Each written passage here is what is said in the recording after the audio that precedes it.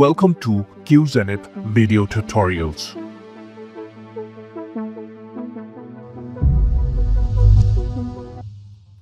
In this video, we're going to learn how we can create and work with directories. So let's get started. Now, here is my Parrot operating system. And if I'm going to run pwd, that's my present working directory.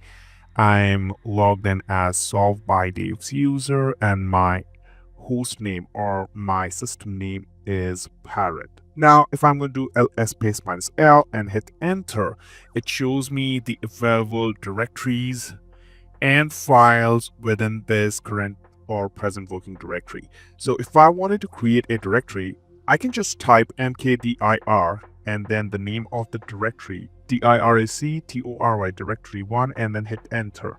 Now the directory has been created, so to verify it, I can type ls space -l and then hit enter, and you can see that my directory is successfully created. Now if you want to create multiple directories, you can do make directory diractory directory 2, diractory directory 3, directory 4, and then I'm going to hit enter, so it creates all directories at once. ls space -l to verify, hit enter, and you can see the number of directories that we just created.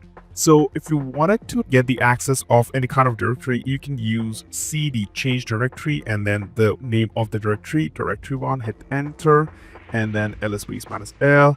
Now you are on that specific directory, directory.1. So if you wanted to verify in which directory you are, either you can see over here, or if you wanted to know the full path, pwd and then hit enter, you can see the absolute path of the directory.